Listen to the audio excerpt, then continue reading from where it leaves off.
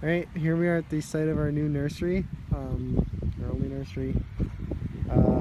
We've, as you can see, we've stripped it. We hit it all with Roundup and then with last year, and then we stripped it this year. But we left for a little bit, so some weeds have grown in. So we have guys stripping it of the last little bits of weeds. We're starting to lay some sand. There's some mixed material in here. We used that for our number 5 green. This is what we had left. So just may as well use it instead of just having just a little bit left. I got another load right here. This will probably be about, put another 3 loads on, and we're gonna. All right, so here we are back at the nursery. As you can see, we got our sand laid and our mix there, and then our material here. What I'm gonna do now is I'm gonna take the landscaper and I'm gonna switch attachments here.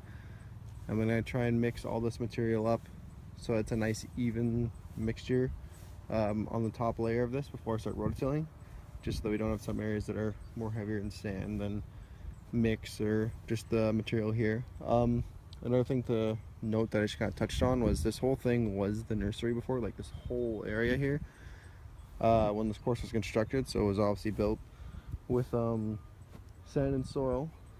So this material here is still a fairly sandy mix.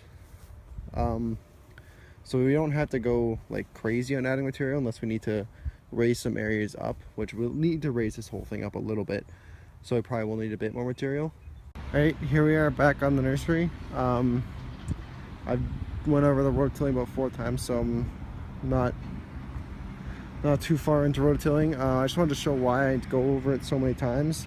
It's because of this depth here. This is 4 times going one direction, but as you can see, we don't got a whole lot of depth there, like at all, like 2 to 3 inches, and that's after a day of settling, and so it will settle more too, because the ground is so hard, just because it hasn't had any culture practices or nothing done to it for years and years. So that's why I got to go over it a crap ton more times. So yeah, I'm gonna go over it probably 4 times the other way, and then 4 times this way again. Just keep going until we get the depth. Alright, so we pretty much got all the rototilling done. We added a few more loads of sand, mix, and we've got our 6 to 8 inches that we want. So right now we're not going to be shaping it. This isn't going to be the final thing or anything. We're just going to try to level it out and then try and get everything level with the edges, well, a bit above the edges, for drainage and stuff, and then have the whole thing slope towards the cart path you see there, best we can, and make sure that it drains. We'll bring the laser level out after I'm done and make sure our slopes look correct, and then if any areas are also looking low, we'll add our 622 mix to it and rototill that in just probably once or twice over, just get so it's mixed in, and go from there. Alright, so here we are back on the nursery. I used the landscaper, I put it away. I'm on the trap rake with the belly blade now, but pretty much got to where I want before we start taking the laser level out and start really playing with it, moving all the little bits. So right now I have it draining over here and then over here. Over here ended up being quite low, so it's kind of from here downwards, slope that way, and then from here that way, slope that way. So it's surface drainage, from what I can tell right now without taking the laser level out, I'd say we're pretty fucking good. Pretty freaking good, sorry. Edges, I pushed material up on all the edges. They're pretty level with the edges right now, a little bit above like we wanted. I'll have to go through with the rake and pack it all down and get it all neat. Right, back on the nursery. So what was on the agenda for today was to level it with the laser level and then seed it and fertilize it. So I took laser level out, I adjusted a couple areas, just move a little bit of material around, making sure it's just nice easy slope, get rid of all the kind of sudden imperfections or hills or bumps or whatever. pretty much got to where I want it to be. And then went over the edges and stuff. Gotta clean that up a little bit, but so looking pretty good. It's too wet right now. It's pretty early in the morning. I'm gonna wait till this afternoon to seed and stuff, just so my tires aren't sticking on everything and picking up more of the seed and leaving a mess. So for now, I'm just gonna continue to rake it up, clean it up a little bit, and yeah.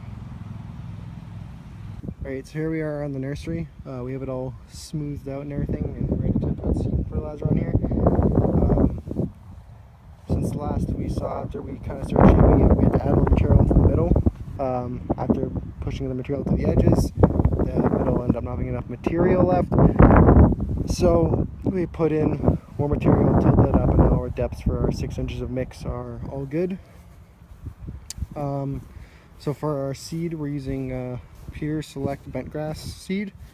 We chose this with our number 5 green in mind. This is just kind of what we have. Reason why we chose this for that green was because it's a fast germinating seed, and germinates in cooler temperatures, as well as it's pretty aggressive in its growth, so it fills in really quick. We want to play on that green, or want play on that green by end to mid-September. So that's kind of why we chose this. We wanted to get play and just get it growing as fast as possible. For our fertilizer, same thing. We chose that in mind with the number 5 build. Although we're using different fertilizer on it now, we're using something with a lot more phosphorus now that's germinated. So for this, we're going to do the same kind of routine. We'll put on this first, the 1648. Lots of nitrogen, get that shoot growth, promote as much growth as possible. I'm putting it at a rate of 3.1 pounds for 1,000 square feet. That is at setting 15 for the spreader according to the charts. And then 2 weeks later, we're going to be putting on another granular with a lot higher phosphorus. I can't remember the exact what it is right now, but just to, once it's start to develop the shoot, we can develop the roots with that phosphorus. So, oh, and the drop spreader is at a rate of 4, and we're just trying to get a bunch of seed on there. We'll go over it 2 ways. So this is our number 5 green build. We just reshaped it, and well, we did the whole thing after we road tilt and stuff, but just to kind of show why we're doing this Pure Select seed. This is about 2 weeks after, other than some vandalism spots we've had to fix, and we reseeded. It's grown in pretty quickly, like it's nowhere near ready for play yet, but it's starting to grow in pretty fast. So just a little showing of why we're going with the seed that we are.